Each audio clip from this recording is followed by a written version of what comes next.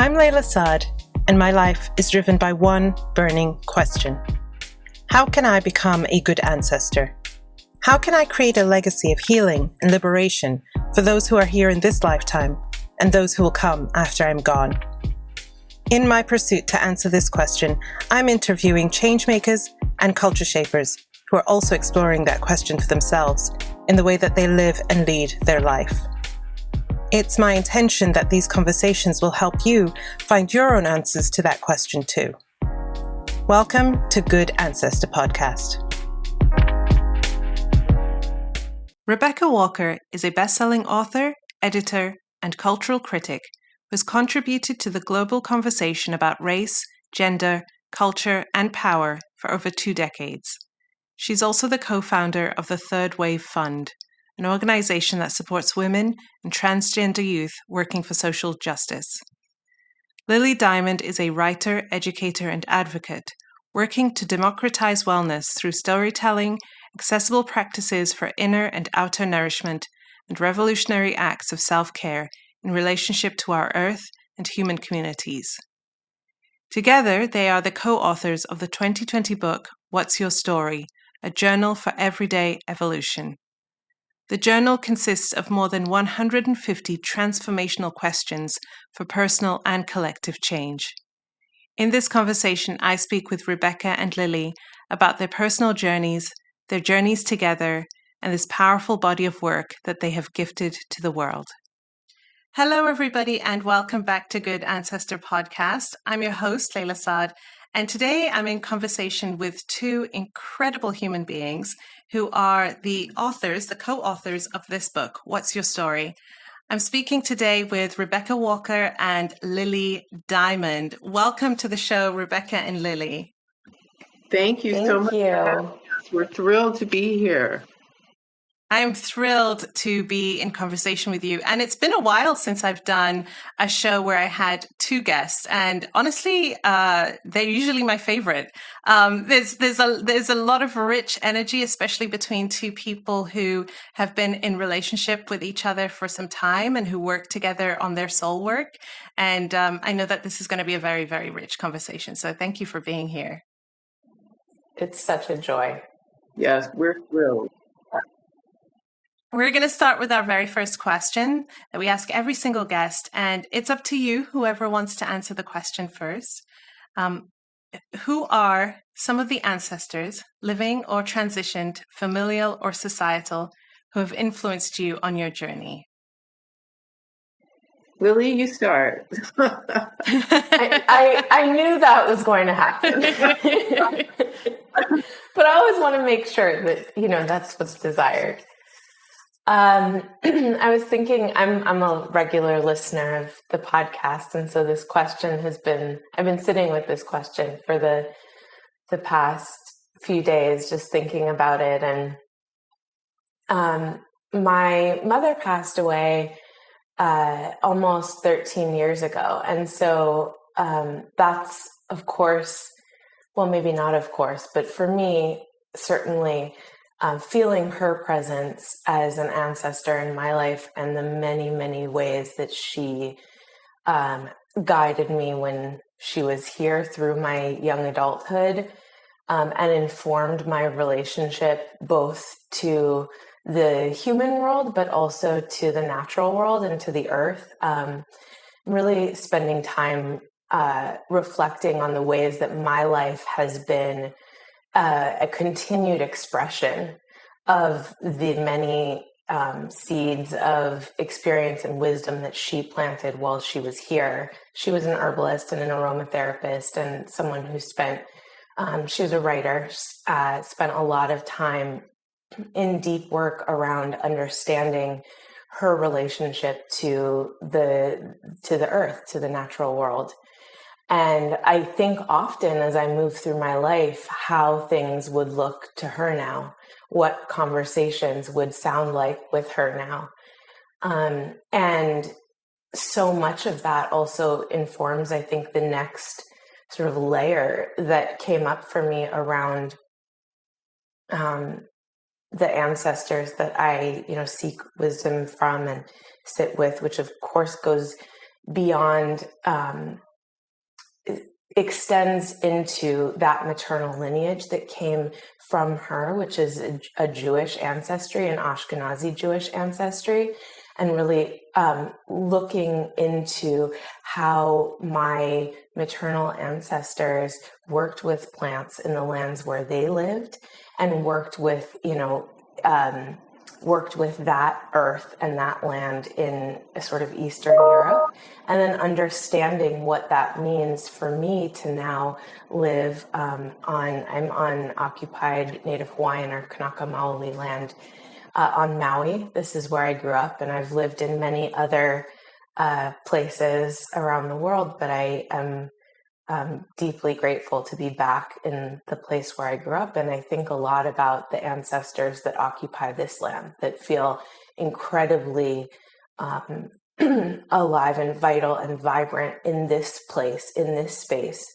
and what it means for me as, the second generation of white settlers within my family, to live on this occupied indigenous Hawaiian land, and to tend to this earth and to cultivate a relationship to this earth that has its own vitality, its own ancestors, and its own way of living and thriving, and finding some way to survive the current mode of colonialist destruction and, hyper-capitalist destruction that we're in right now.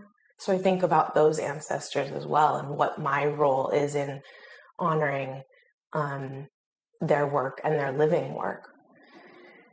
And that's powerful. Yeah. Yeah. I just lastly, very briefly, want to say that for me,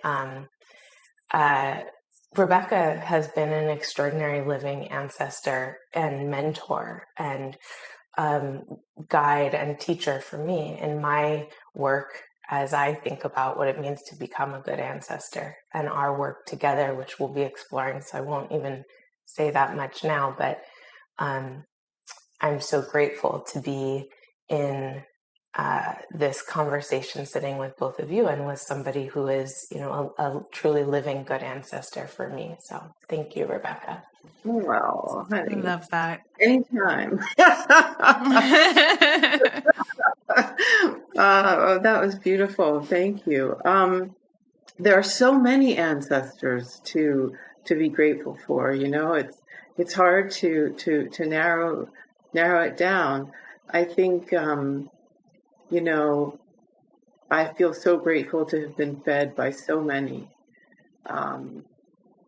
and to be fed by so many now.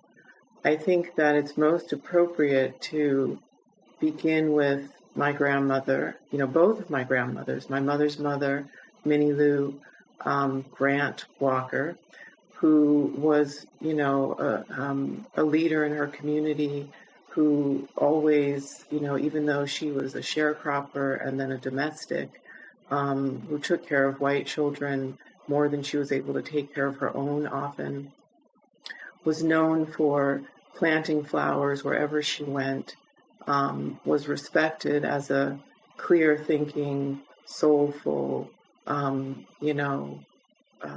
just wise woman by many in her community in Georgia, and who passed down this love of beauty and integrity and a kind of transcendence of circumstance to my mother, who passed all of those things down to me. And I feel her, and I look like her, and I feel her. And I know that without all of the work that she did, I would not be here. And so, and my grandmother on my other side, my father's mother, who, graduated from high school, Brooklyn, New York, Jewish, descendant of, her parents who had fled the pogroms in Russia and Eastern Europe, who lived in, tenements until they could get out, who then worked 6 days a week supporting her 3 children alone, as a woman in the 40s, as a bookkeeper, and who loved me unconditionally, even in the midst of all of the really troubled racial dynamics in my family. She really showed up for me in a very powerful way. And I love her, and I see myself in her. She was feisty and strong, and didn't take any lip from anyone, and always made the effort, and always sort of championed me and pushed me forward at every moment. Said, "This is my granddaughter." Anyone who would question our relationship based on race, she wanted to just quash that immediately and claim me over and over again. And that will to claim, and that resistance is something that I bring from her. That refusal to back down, and her incredible work ethic. Both of my grandparents were incredible. My grandmothers were incredible workers, in so many ways, in their communities, supporting their children, supporting themselves. So I think I really hold all of that. I think, when we open it up, there are always the creative women. I think right now June Jordan, the poet, who was an incredible supporter of me in my life. From a very young age, she was a part of the sisterhood with my mother as a, African-American writer, and she always encouraged me to write. Bell Hooks, who's a living ancestor, who was a mentor of mine, who really literally taught me in so many ways how to see through, how to critique, how to have constructive criticism, how to see criticism as an act of love. And then I think from my spiritual practice, I really feel all of the ancestors who traveled out of Tibet with the Buddhist teachings, the Vajrayana teachings, pressed into their clothing and carried them, over mountains, through the snow, so that we could have those precious teachings. I think a lot about one of the most powerful teachers for me, who was Queen Indra Devi, who was married to Jayavarman in Cambodia. And they built together as real equals in partnership, Angkor Wat fundamentally. And she had a school there, Ta Prohm, where she invited all kinds of students of Dharma, of Buddhism, to study, and protected them in the process, and was a real teacher. And so I really, when I went and visited the ruins of her school, I just wept, because I so feel connected to that lineage, and the same kind of devotion to trying to teach what it means to be compassionate and skillful and open and committed to non-dualism. So, there are many, but I think at this particular moment, and you, Layla, are beautiful. Wow. The work that you are doing is truly the work of a warrior, and you inspire, support, the work that we're doing, that I do. So I think that's a good grounding for the moment. Yeah. And my mother. Did I say my mother? My mother's a wonderful. No, you didn't. We've got to say your mother. Oh my God, my mother, she's everything. I mean, every day she amazes me with her buoyancy. Even in the midst of all of what is happening in the world right now, my mother will send a photograph of a tree, of a child's smile, of a book that has brought her joy, that, the way that she is able to remain upright in the midst of the onslaught, and to be committed to joy as a spiritual practice, as a way to survive, is really inspiring to me. So, wow.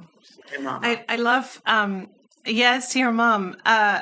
I love what you've both shared, because it reminds me that in this question, it reminds us that we're not just standing alone. We're not just people who just arrived here with no roots, no history, no culture, no pain as well as joy, no lessons, no blessings, right? We are so held. And I think that particularly in the times that we are in now, where so many of us feel like we are literally in survival mode, because we are, it's important to remember just how deep we go and how deep we are. So thank you for how you both so beautifully shared, from family members to teachers to the land itself, and the histories that come with it all. Thank you so much. Beautiful, beautiful answers. Thank you.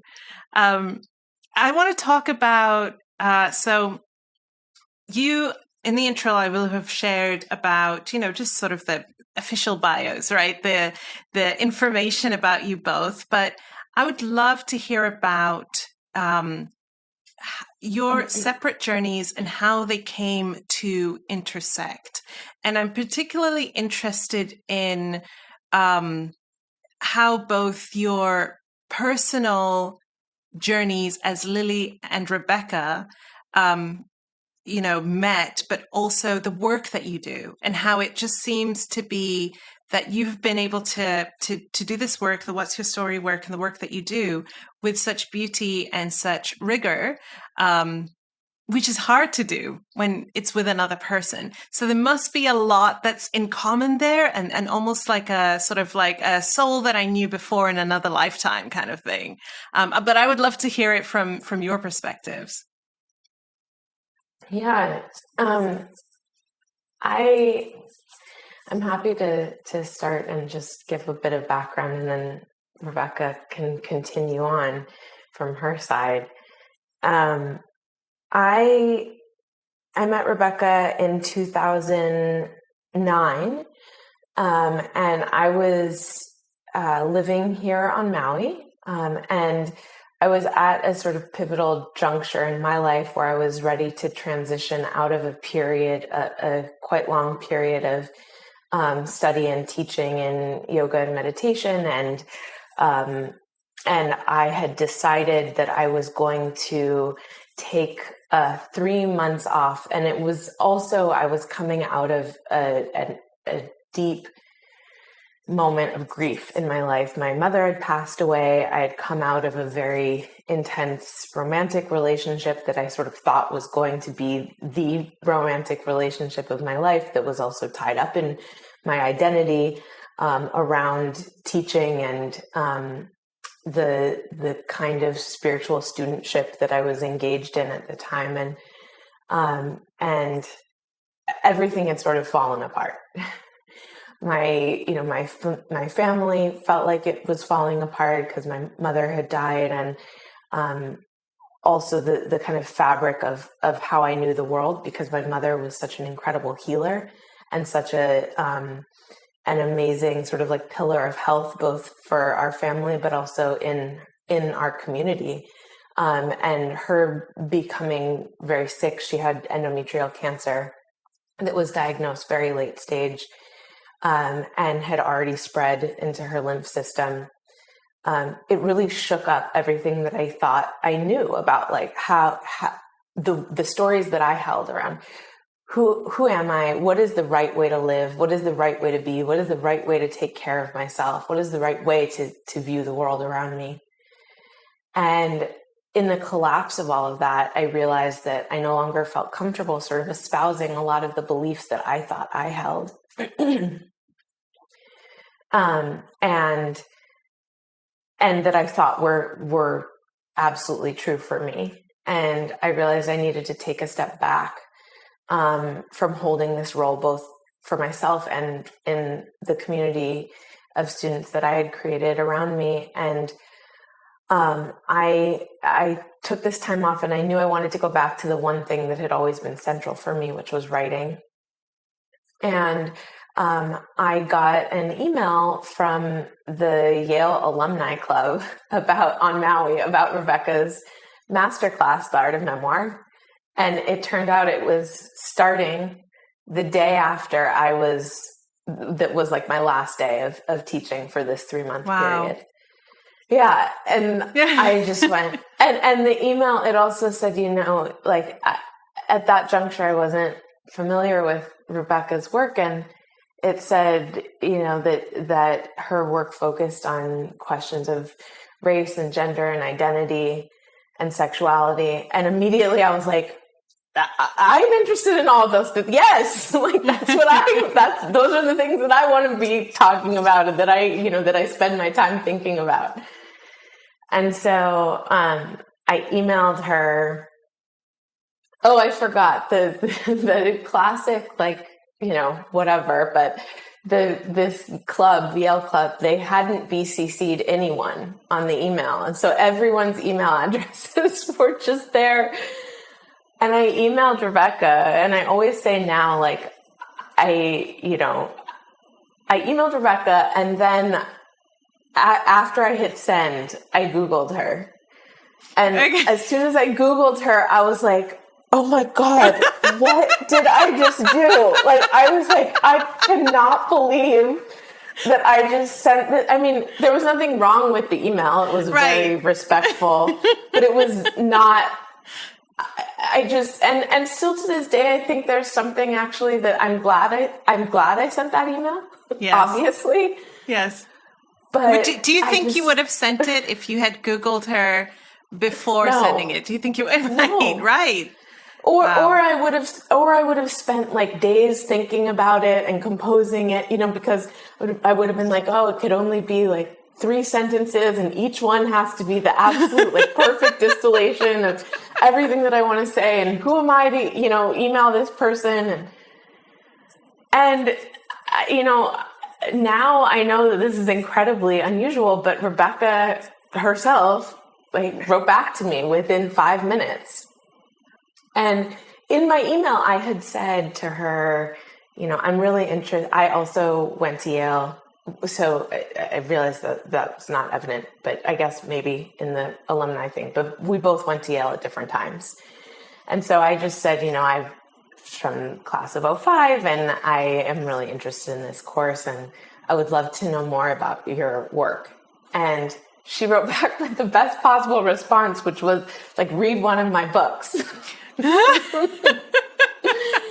And she didn't say it like that, but that was the essence of what was communicated. And so I did. I went out and I got Black, White, and Jewish, and I read it in an afternoon. And I was so, I've always been really drawn to understand this kind of like melancholy of fractured selfhood that I have felt in myself from the time that I was very young.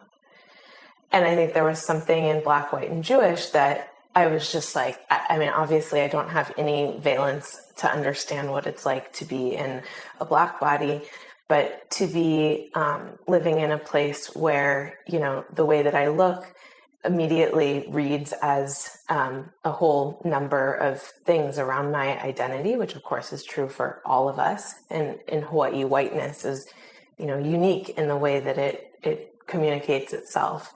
And so, I just felt immediately very connected to the work and deeply interested in, wanting to learn. And so anyway, I took the Art of Memoir course, and I do think, from the moment that we met and that I began to learn from Rebecca, I think I felt both that deep kind of kinship that you're talking about, but also being in the space of the Art of Memoir course, I recognized, I have been very blessed, fortunate to sit with many extraordinary spiritual teachers from many different backgrounds, significantly from the Buddhist tradition, in my life. And I felt like I was experiencing in that space a teacher who was able to really meet people's minds in a way that is extraordinarily rare. and to watch how people were able to dig into their stories, which of course is at the heart of the work that we now do together with What's Your Story? But to really see someone, Rebecca, as this guide, allowing people to get both to the heart of their story and to their truths, but also to understanding the spaces where we all have been holding on to stories that have kept us from being free. And so experiencing that was it was a deeply transformative moment in time for me and for the path that I think my life would then take. And coming out of it over the next couple of years, I really, I was a student of Rebecca's, and we worked together in many different capacities, and I assisted the Art of Memoir workshops, and then, this idea came forward of like, well, how do we really give people the tools that we all want and need to be able to be deeply honest with ourselves in such a way that allows us to do this transformative work, which obviously, in creating the workbook, the Me and White Supremacy workbook, is the same question that, you held and were asking and bringing forth into the world. And so What's Your Story came out of that space and out of that desire to give people the tangible questions that can point them to the freedom to see the stories that we all hold that shape and define our sense of self, and then liberate ourselves from them as we create new stories for both ourselves and the world. Wow. Thank you for sharing that, Lily. That was a beautiful description. For me, I'm curious, Rebecca, you must have seen many students coming through the Art of Memoir class. Yes. What was it in particular about, I guess, yes, where were you at that point in your life? Yeah, what was it in particular about Lily that, Yes. Mm-hmm. Yes, very important question. I, had been writing memoirs and personal essays and working through the process of facing my own history, my own story, and the pain of it and the joy of it, but the complex sort of knots of it. I had been writing my way through those knots to achieve a level of liberation from the knots. And to write a new story that was wholly mine instead of the story I had inherited from my family, from the culture, be that about, being multiracial, being a mother, being all different kinds of things that the culture had told me I needed to be. So I had gone through this process of doing this work. And also I was living on Maui. I was 10 or 12 years into a very profound Buddhist studentship myself, and had really come to the understanding that in order to be truly free, I had to let go of all of the stories that I held, including the conceptual idea that stories themselves were important. That I had to get to a place where everything was fundamentally empty. The understanding that the mind is really writing the story on all of these things that we're seeing in our world, and so I was at a place where I was ready to teach, because I had gotten there after so many years of holding. So I started to teach in this way in the workshop because I felt called to do that. And Lily appeared in workshop, and there was something about her openness that really struck me. Her openness, her curiosity, her desire to struggle with the stories that she was holding, her longing to be free, her, in our tradition, the Vajrayana tradition, we always talk about the approach of the student. So how a student approaches a teacher is very, very important. The student who's ready engages in a process of reciprocity. They understand that they are taking from the teacher and that they have to give in a commensurate way. They come with a profound respect and appreciation. They ask all the right questions, So there are different ways that we describe it. It's right time, right teacher, right student, right teachings. And I felt at that moment that I had the right teachings for her, that she was the right student, and that it was the right time. And that's something that is not in the human realm of logical thinking. And yet it was very true. And I recognized her. Now, then we started to work very deeply together, not just on writing, but on helping her to evolve. And it was a very intimate relationship, as teacher-student relationships often are. And I think one of the things that's important to talk about here is how challenging it is as a teacher of color to work with white students often, because your dream as a teacher of color, especially as a woman of color, I think mine is and continues to be, your aspiration is that you are able to transmit and support to other women of color and other people of color, because that is it. And so when a white student approaches, there is something there, and that needed to be worked through, and I had to put my teaching on it, my practice on it, and understand that once again, if the student approaches, you cannot get hung up on race, and at the same time, when a white student approaches a teacher of color, they must hold the space of understanding their need to engage in white supremacy, in their own whiteness, and take responsibility for it.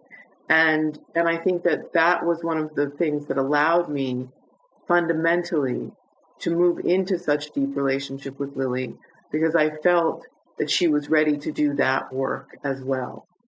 And if she hadn't been, I think that the dynamic would have been much different, and the depth of our togetherness and the longevity of our work together would not have been possible, And as a teacher, and I'm sure you many people listening to this, and the two of you certainly know this, as a teacher, you are always looking at students and thinking about the energy that you have to put into them.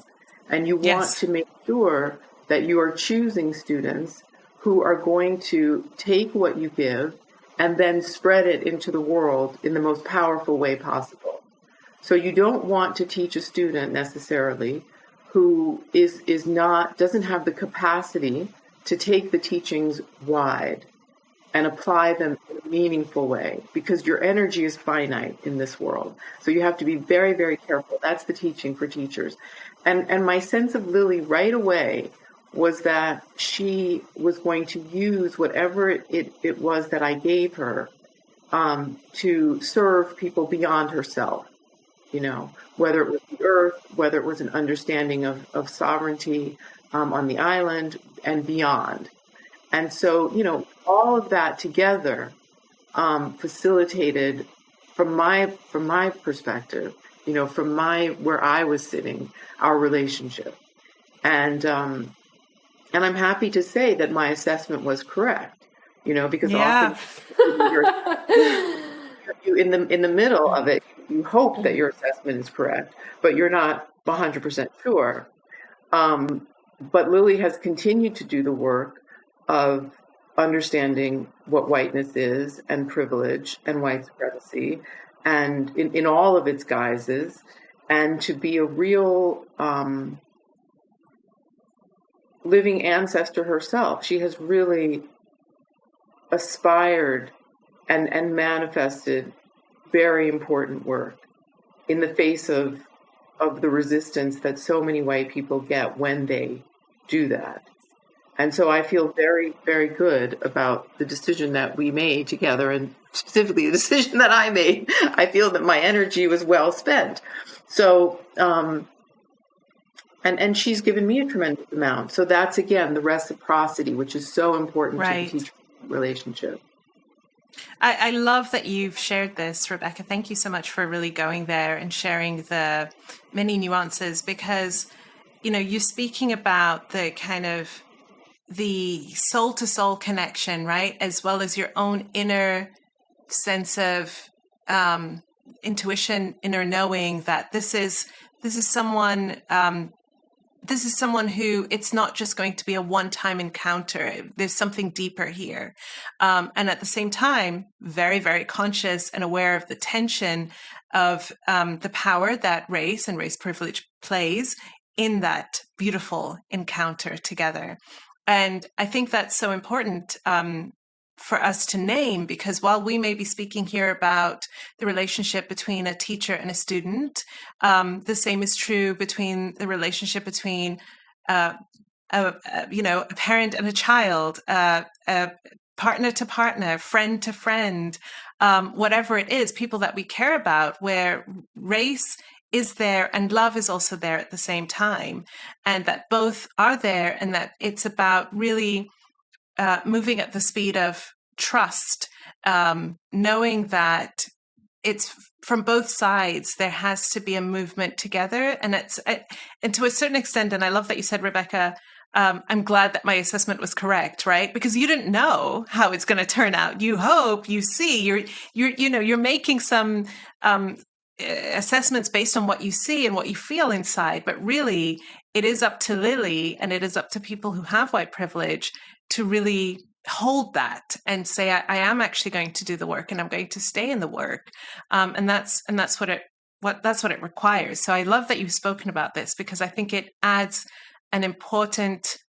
it's important just for the relationship between you two with each other, and I'm grateful that you shared that, but also the depth of the work that you do in What's Your Story as well. I feel that really reflected there as well. So let's move on to talking about that. So What's Your Story? A journal for your everyday evolution. I was going to say revolution, and I think that could be correct as well, right? We went in many directions with the really? title. That was one of them. Yes, I love it. I love the everyday evolution for the alliteration. I'm teaching my son. He's 6 years old, so they're learning a lot about alliteration at the moment. So I love it for that. Before we kind of dive into the format of the book and the kind of intention behind it, I just want to pull it back a bit more, because you both have kind of touched on this in what you shared in your stories. What is story, and why is it so important to us as human beings, regardless of whether we're writers? You're both writers. I'm a writer. We don't have to be writers to have a story, to engage with story. So what is story, and why is it so fundamental to our sense of our humanity? On my way here, I was listening to an interview with the writer Hanif Abdurrahim, and he was talking about his self as a collection of selves. Mm-hmm. And as I was listening, I was thinking, yeah, we are each individually a collection of selves, but we're also each individually a collection of stories. And I think what that means when we think about story in relationship to selfhood and to identity, when I think about it, it's a way of understanding that we kind of imagine ourselves into being. We find ways to draw from the the culture around us, from our families, from our parents, from the earliest input that we get about who we are, who we're supposed to be, how we're supposed to dress or look or talk, or what we're supposed to do with our lives.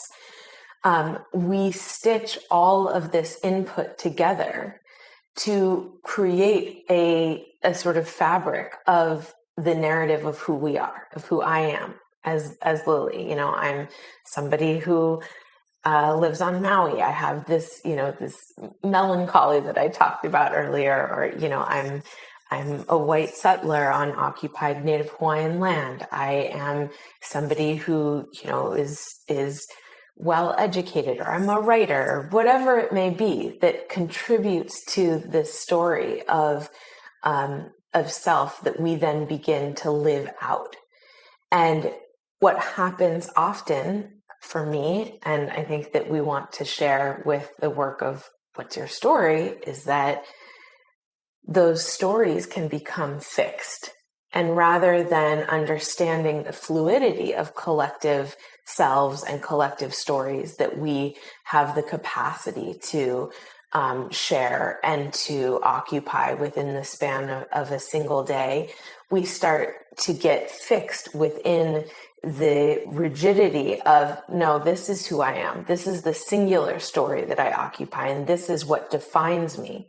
And therefore, I have to behave in XYZ ways. I have to relate to people in XYZ ways. I have to see my body as something, that has its own story. And so we've taken the space with the book to give people doorways into each of the distinct arenas of life where we tell stories and where we hold stories, and examine them and kind of mine them for the fluidity that we hope to instill for people and for ourselves.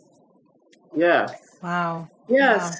Yes. I mean, I think, fundamentally what we're saying, and this is, Lily just said it, but I'm going to reiterate a little bit, that as human beings, we are constantly making a story of every experience. Anything that happens to us, our minds are interpretive. Our minds have they are designed in such a way that we have been trained in such a way to place ourselves as a singular I in the midst of everything going on, and then write a story about our experience based on that. Based on what we see, based on what we, touch, based on what we taste, based on what we have learned. In every situation, we are writing a story, right, of what's happening. So I'm writing a story right now about doing this podcast, right, with you, and what it means and how we are to present and what we hope it is going to do. And I mean, I'm writing a story. And I think that this is something that people are not quite conscious of, because they are taught to do this story writing from the time they are born, practically, when they are assigned a gender, when they are assigned a race, when they are assigned a class, when they are assigned, an expectation from their families. They're given a story to perform for the rest of their lives. And unless they wake up to the reality that the story can be completely dissipated with the right intention and the right teaching, and that we have the will and the power to write a different story for ourselves that is more in alignment with who we feel authentically to be and who we want to be in the world. Unless we wake up and realize we have that power, we are fundamentally enslaved to old stories. And that is personal, and that is global. So we are enmeshed in a story, as you well know, of white supremacy, for one. That is one big story. And it is manifest and facilitated and abetted by narratives that have been written, inculcated, taught, adopted, by all of us who are walking around performing our role in the context of the play that has been written called white supremacy. And if we can wake up to that, and it's hurting us, it's hurting every single person. It's not a happy play. It is a tragic play. It's a tragic play. So our intention is to help people understand that they can actually consider the role they are playing and change the script. They can rewrite the story. They can be in resistance to white supremacy, for instance. They can be, in resistance. They can be so many things. And so our job is to just invite people to understand the ways in which they have been, I don't want to use the word programmed, but they have been given, this script has been embedded in the very synapses of their brains, in the sinew of their bodies, and that they can do surgery themselves and rewire. And that it is only through that rewiring and that rewriting of a better story that they will be healthier and happier, and their families and their communities and the world, So it's very similar to the work that you are doing. And it's asking people to really take hold of what they can control, which is who they want to be and the story they want to teach and the story they want to live, So, yeah. Yeah. I think something that it just, in your drawing that comparison to the Me and White Supremacy workbook, I think something that comes out so powerfully in that work is offering people, and white people in particular, the language, the technology of language to actually name what is happening, to say, this is what you're seeing, this is what you're engaging in, this is what it is called, here is how you identify it, here is how you name it, and thereby here's how you dismantle it. And in that same way, as we offer these questions to people and hopefully, take them through this arc of, this is the old story, this is the story that I have brought into this space of, whether it's thinking about how we relate to our, identity or our race or our bodies or the way we interface with technology, or even, all the way through to our mortality. This is the story I'm carrying into this space. This is how it does not serve me. This is how it limits me. This is how it's fundamentally dysfunctional. And then this is the new story that I want to write for myself in this arena, that by being able to actually see and name the old story, that it is only really from that space of naming that we can then choose something different. And so, as Rebecca is saying, it's like, so many of us, we start off just thinking, well, this is the way that it is. This is the way that it is. This is the way that the world looks and works for me. And to just crack open space for people, and we often talk about this, to just imagine something different, is in and of itself such a tremendous act of resistance. Yeah. What's really striking me with what both of you are sharing are two words. Lily used the word fluidity, right? And so us believing that our story is very, like, this is my story and that's what it is and this is who I am, going from that to having these questions really open you up. And also, I think, teach you the skill of asking yourself better questions, wider questions that allow the other word, which was freedom, more freedom to choose, more freedom to play, more freedom to be. And what I love about it is that it's not about writing a new defined story that now becomes your new box. Right. Right. Exactly. It's Yeah. not that. It's actually about the gift of knowing within yourself, and then knowing how to have the skill of being able to constantly rewrite your story as you grow, as you learn, as you choose new things. That is very, very powerful. Yes, that is beautiful. I'm so glad that you clarified, because that is what we are going for. The facility. It's a muscle. It's an ability. So you want the facility to always be able to, in the moment, rewrite the story. To see in your mind what you're living and just immediately change it. That is the key. That is freedom. Yeah, that You know? is. Yeah, So, I'm thinking of this someone who I know a friend we share in common, Sinikiwe Dilweo, who has been a guest on the podcast as well. Sinikiwe defines wellness as agency. And I think in so many ways, when I think about freedom, I also think of agency. That I don't think there's freedom without agency.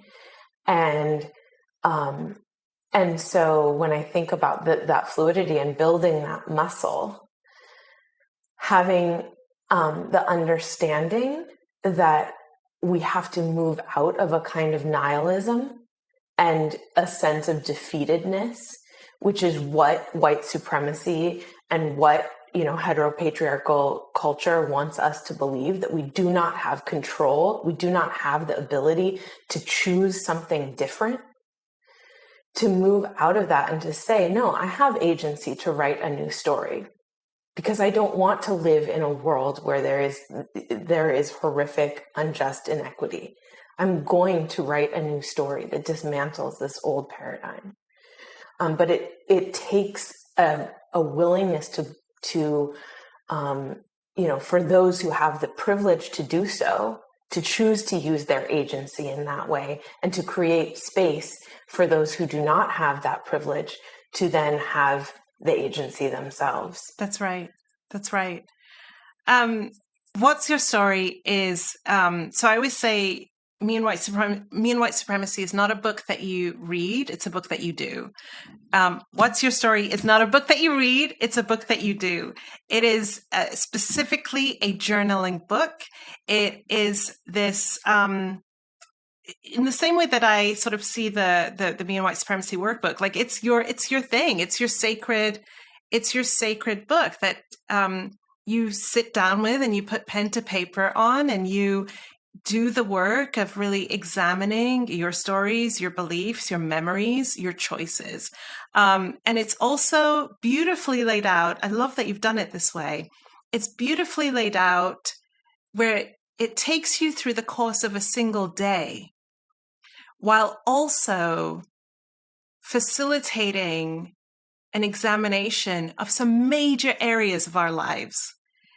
Creativity, technology, the body, money, spirituality, so many of these different layers, but laid out throughout a single day, which I thought was a really powerful way to take very, very deep work and make it not seem so overwhelming. Right. So I love that you made that choice. The other thing that I really love about it, as I was going through it, was that it felt like a flower bud flowering as you go through question to question to question. It kind of opens up, because it starts with, I want to go to the very first question. I don't know what I expected. I'm always asking myself to question expectations. I don't know what my expectation of the first question was, but this is what the first question is. What is your first memory? Did you experience it, or did someone tell it to you so many times it came to feel like your own? And I don't know what it is about this question, but it was like, okay, we're going back to day one of my story. before this is the bad thing that happened to me. This is the pain that I've been through. This is what I'm carrying. It's not a charged question. It's just, what is your first memory? Yes. And I love that you started there. So I'm curious, what made you start there? Well, I think that the foundation of so much of what we believe about ourselves begins with the first memory, in some ways, and actually,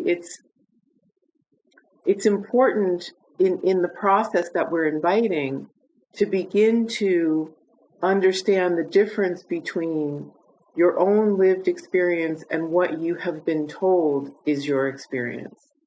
So the question is really twofold. And I mean, it is, what is your first memory? But the more important, I think, intervention. Like a layer underneath. Yes, Yeah. the intervention is okay. Start to think about the fact that the stories that you're holding may not even have come from you from the very beginning. And your parents or whomever may have had their own agenda in telling you that story again and again. And then you may have internalized it and you may have built upon it. And you need to really start to find the space between where your own mind ends and theirs begins, or yours begins and theirs ends, or what's happening right there, because that's how you can begin to really own your own truth. And yes, of course, we wanted to go all the way back, all the way back to the beginning, because the story begins at the beginning. The story begins before you are even born. My parents met in the civil rights movement. The story of me as a mixed race child, a movement child, a child who would embody, a vision for a different future. My story was already baked in when I was in my mother's womb, And so my process of becoming and finding my own story had to include grappling with the story I was given and figuring out what that meant to me and what I wanted my own story to be and how I wanted my story to intersect with that original story. So, right. And it's easy to think, okay, this is where I'm at right now. I have these fears. Lily, you used this wording that I really loved, and it really struck me because I think I know that I felt like that for a lot of my life. It's not something I carry now because of the work that I've done. But you said a melancholy, fractured, what did you say? A melancholy, fractured sense of selfhood. And so, let's put me back in 24, 25 years old. Definitely. That's where I was at. That's how I would describe myself. Encountering teachers. That's when I published that book, Black, White, and Jewish, which was all about that. It's definitely the time when we were dealing with that. I'm sorry to interrupt. Right. So it's okay. So I'm encountering teachers such as yourself, works like what you offer. But before I go into it, I'm going in thinking, okay, so these are all the things I don't like about myself, right? I don't like that I feel anxious all the time. I carry a sense of sort of lingering depression. I don't really know what my work is that I'm here to do. All of these feelings. I'll just write a new story about who I want to be. And I'm going to make her the complete opposite of who I am now, right? She's going to be confident. She knows who she is, right? She doesn't, she's just always happy, just joyful all the time, right? All of those things to try and run away from the place that I'm at right now. What I love about how you've done it is we are wanting, this is me putting words in your mouth. We're wanting you to be able to have the freedom and the fluidity to write a new story. But in order to do that, you have to go back to the beginning and walk through it first, right? To understand that it's not about running away from yourself. It's actually coming face to face and reckoning with yourself. Yeah. so much of my work, and I think all of our work, but certainly in this book, and as you just expressed, is there's no spiritual bypassing happening. That's here. right. Like this is not a space where we're paving over something, or we're taking like the freeway to a new identity.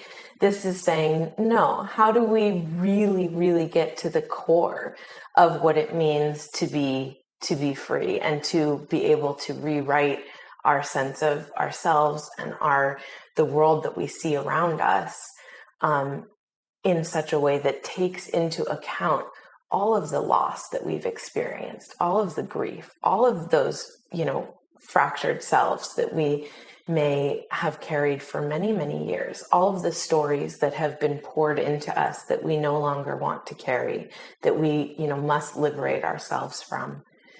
And I think refusing that kind of spiritual bypassing is so critical to being able to show up for the kind of world that we want to live in, that is inclusive of all, of stories that collectively liberate us, rather than keep us with, a kind of veil over our eyes of really seeing the pain and the suffering that we're all experiencing.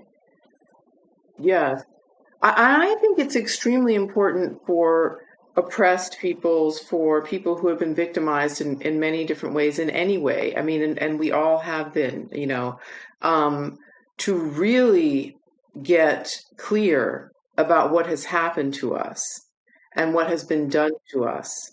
And because unless you really understand why certain things are happening, why you can't get that apartment because of the color of your skin, why you are being given subpar medical care, why you were not allowed to have the education that you should have had, why you feel exhausted at the end of every day when you have to encounter white supremacy at every moment.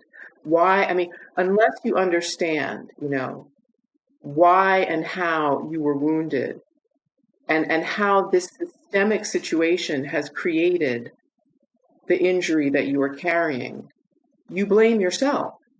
You think it's you.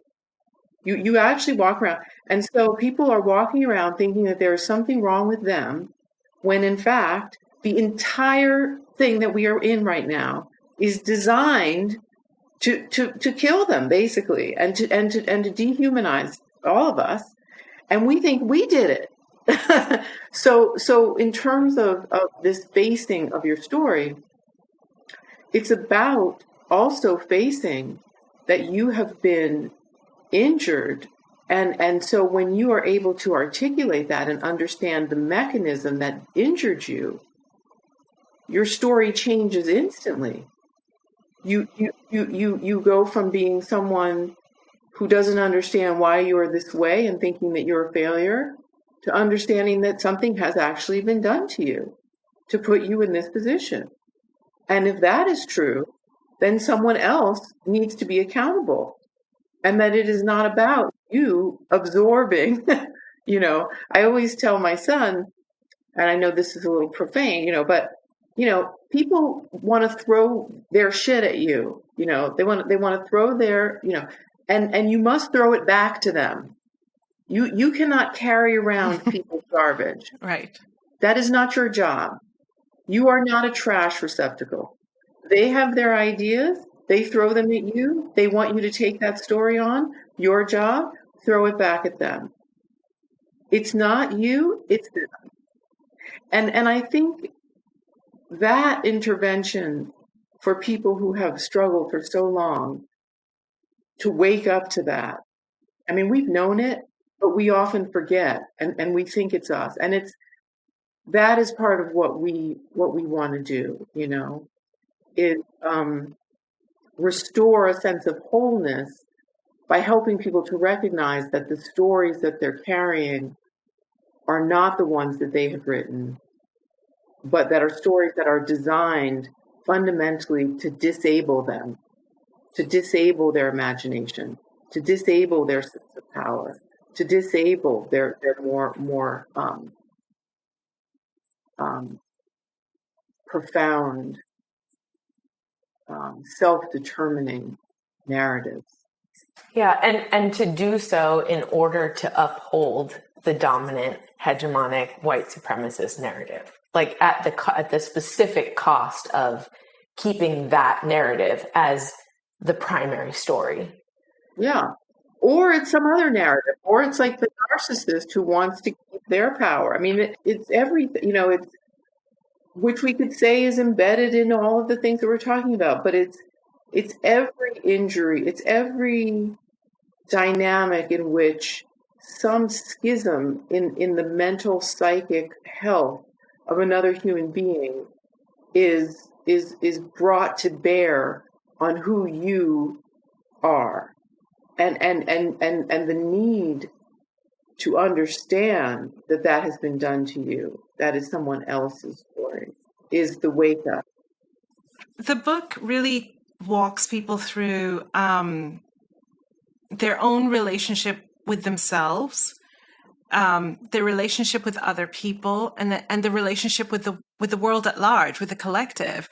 I was really struck by, some of the questions where, Lily, at the beginning, you were talking about your relationship with the land, right? And there are questions in the book about, our relationship with the land and whether we are indigenous to that land and what our responsibilities are to the land. And in a book that I'm guessing sort of in a bookshop would be shelved under self-help, personal development, these are not questions that are often asked. It's often just about the self and your relationship with yourself, your relationship with your loved ones, possibly, right? The people closest to you and most important to you, but certainly not the world at large, certainly not our relationship with capitalism, with the land, like I said, with activism. And I love that was done, but it wasn't, it felt like this natural extension. And this is how I feel about this kind of work, is that if we are working within ourselves to do this healing work, it is only natural that it would spill over, because we are not just these people living in pods that are not affected by the world and are not affecting the world, right? And so I love that was thread throughout. What is your hope for people who are picking up this book who maybe are not expecting that, right? Maybe are just looking at, I just need to sort myself out. Like, I am a hot mess. And, and I've only got the capacity and bandwidth to deal with myself. What do you want people to know about why it's important to keep spreading out, right? So that flowering that I was talking about, it's not just you, it's the whole world. I think that one of our, I don't want to speak for Rebecca, but one of my favorite chapters, and I think ours together, is the chapter on being in community. And,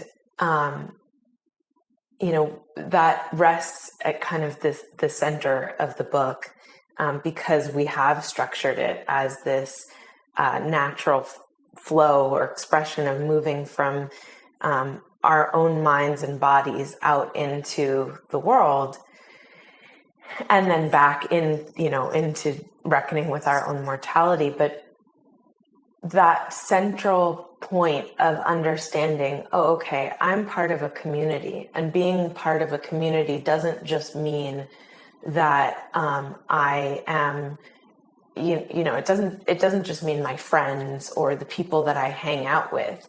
It means the entire community of people, within, yes, my immediate family or my neighborhood or my town, or, the county, the state that I live in.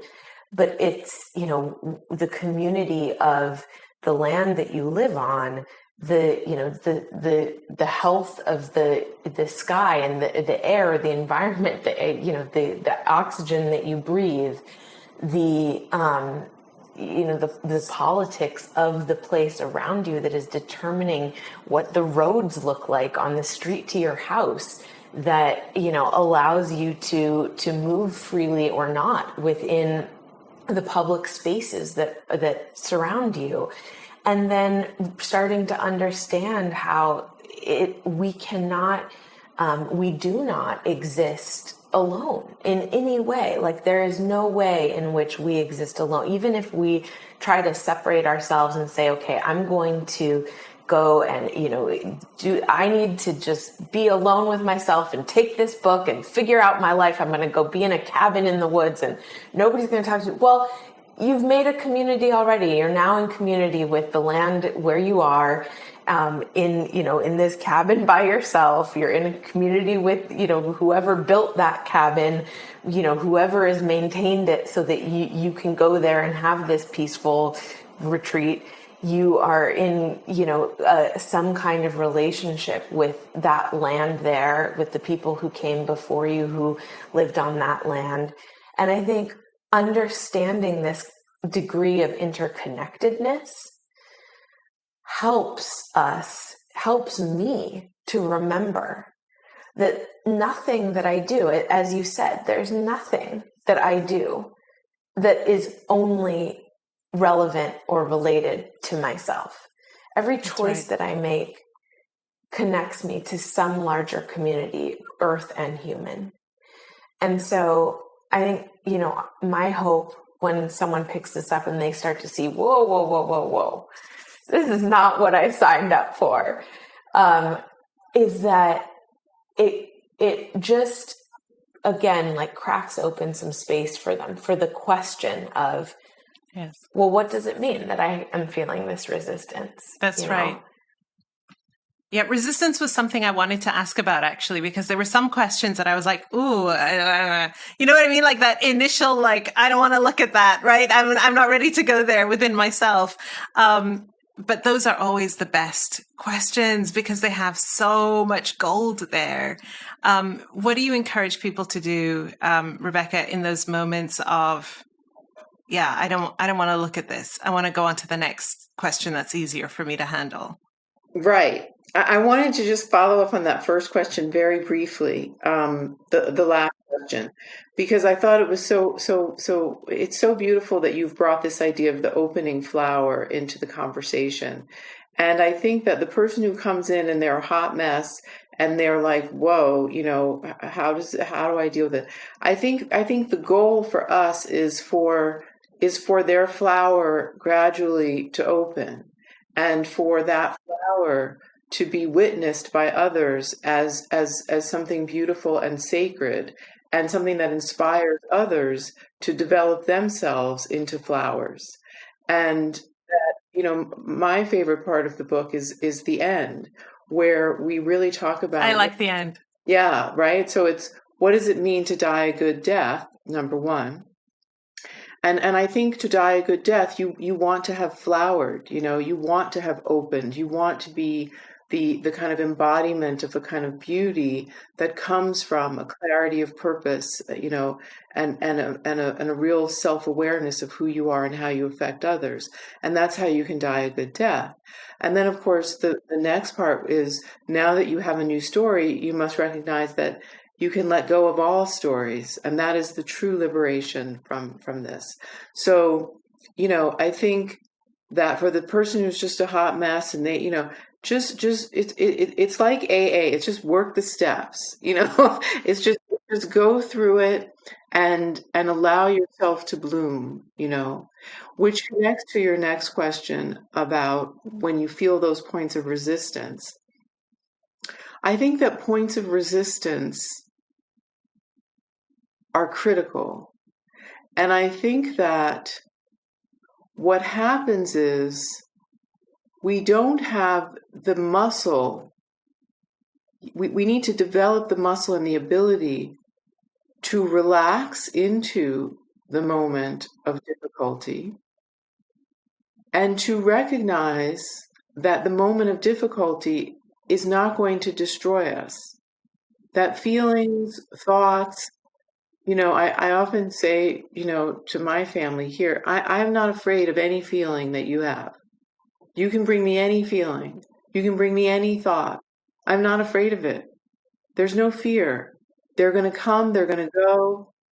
We need to be able to sit with them, look at them all, and not be shutting them down, pushing them out, thinking that if we acknowledge those naughty moments, we could be destroyed. In fact, it's the opposite. When we really look at them, not only do we realize that we can step into our moments of true terror and survive them, which gives us incredible strength moving forward because we now know we can survive terror, right? But we find within them the knot that we can loosen. We can loosen. We can, we get more space, So I like the moments of resistance, but we do have to learn how to slow down in those moments. And that's very hard. That's something I have struggled with a lot because I have in my life, and I had to really work on it, and I still do.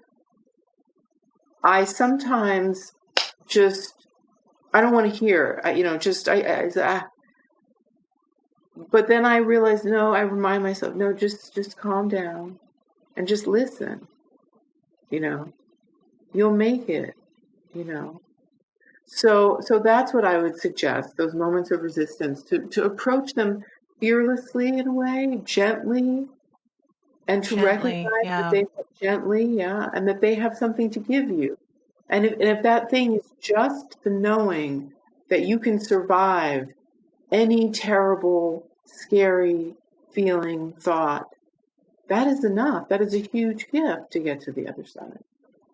I love that you said it's about loosening the knot because, it's not about having this dramatic aha moment or this like sudden about turn where you face the dragon head on and I'm finally going to face my big fear about this particular thing and overcome it. And when I finish this journaling, right, I'm going to be over that bridge and it will be behind me now. I think a lot of us approach personal development, personal growth, right? Our own healing, the healing of the world, activism, right? In that way, where it has to be this dramatic, big thing, whereas what's actually going on and what I think is more sustainable is the approach that you're talking about, Rebecca, about loosening the knot, being gentle with it, really trying to really have a transformation, a real transformation, instead of the performance of a transformation. Yes. We are all on the mission to help people avoid performances of transformation as opposed to real transformation. That's right. That is big right now with all of the virtue signaling and all of the pseudo transformation that seems to be happening. Consciousness has to change. Sometimes it's slow, but much better to go slow and have it be lasting than to fake it and have it, be fundamentally in service of the bigger problem. That's right. This has been a really beautiful conversation and powerful for me, and I hope for our listeners too, because this question that I'm constantly reflecting on and asking myself and sort of sitting in is, what does it mean to me to be a good ancestor? And I would love for you to both share that in a moment. But story and being able to interrogate our stories, sit with them, rewrite them, be with the stories of the world, right? Be with people and their stories and write new stories together. That to me is a huge part of what it means to be a good ancestor, because it's about really being conscious about the way that you live your life and what you want that legacy to be.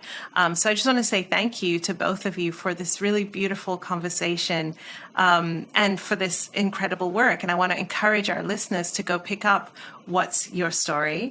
If this is something that you have been looking for, if this is something that, especially in the times that we are in now, where there is so much fear, There is so much that is unknown and uncertain, but there's also moments of opportunity for rewriting our stories as well.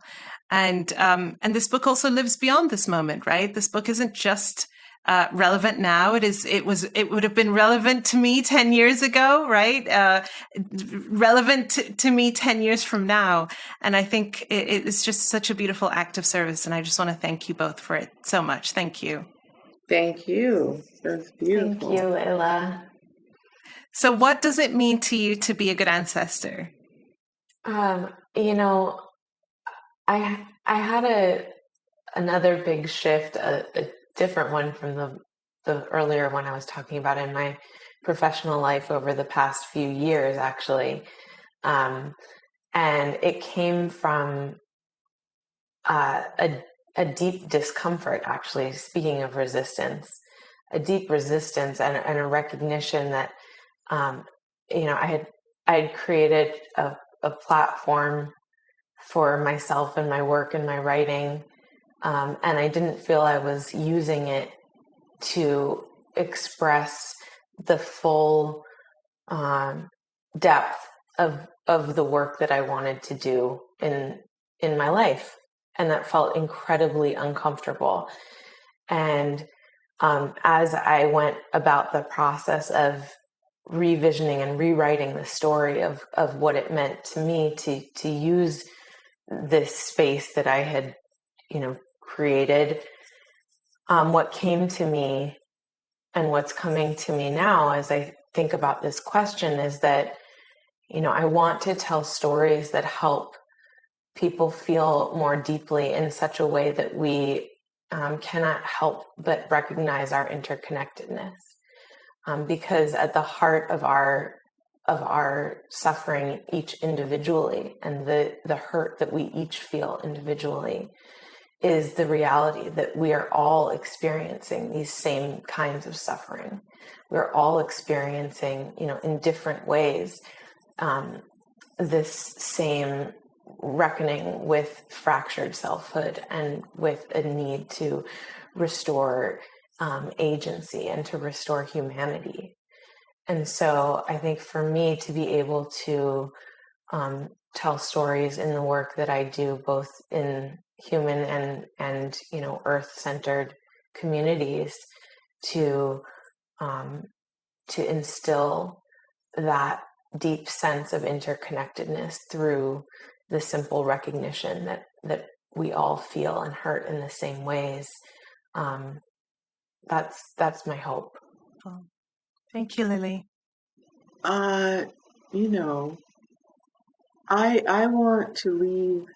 To be a good ancestor, I know that I have to continue to show up for all of the people that I love, that all the people, you know, beyond my circle that I love, you know, the people that are in my immediate space that I love, and then who extend out into the world. Just keep showing up, you know, just keep showing up, and to keep showing up and doing my work. My work is to love. My work is to evolve. My work is to show that you can speak your truth, that you can live in this world as a whole human being with your full, you know, the full spectrum of your humanity, that is your birthright, you know, that, you know, I want that to me is being a good ancestor, is giving people the modeling, the vision of living free in the midst of incredible forces, you know, arrayed against us, against our freedom, you know,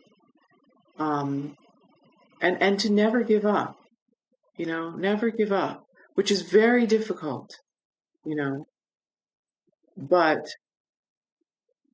that is what we need, you know, is for people to understand that you know, you've got to stay in it, you know, you've got to stay in it. And even if that means when you're exhausted, resting or withdrawing, feeding yourself is also staying in it, because it will allow you to come back. It will allow you to survive. And staying in it in this world where everybody's, our survival is not the top priority. If we make that our priority, that is staying in it. That is not giving up.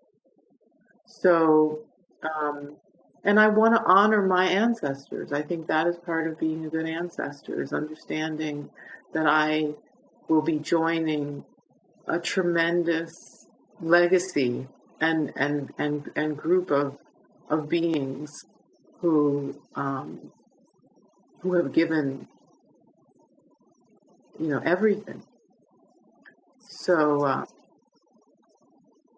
that is my hope and my thoughts about that. That was beautiful. Rebecca Walker, Lily Diamond, thank you so much for this incredible conversation, and thank you for being a part of Good Ancestor Podcast. Thank you so much, Layla, for all that you've done and for having us here today. It's a real joy, and we say hello to everyone out there listening and hope that this has been meaningful for you and that we see you at some point, even if it's in our pages only, that we see you at some time soon. Thank you. And an invitation, just as a closing note as well, about the book, to feel in the same way, that you described, Layla, that the Me and White Supremacy book is like this incredible safe space for people to hold their journey and their, evolution, that to give yourself permission to create that with the What's Your Story journal, that it can be this private act of revolution for yourself and for your life. And we wish that for you. And we love you all, as we say in the back. We do. We love you. We love you. So we do. We do. Thank you. Thank you. This is Layla Saad, and you've been listening to Good Ancestor Podcast. I hope this episode has helped you find deeper answers on what being a good ancestor means to you.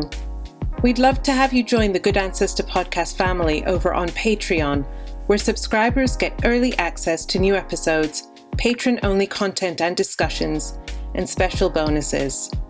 Join us now at patreon.com/Good Ancestor Podcast. Thank you for listening, and thank you for being a good ancestor.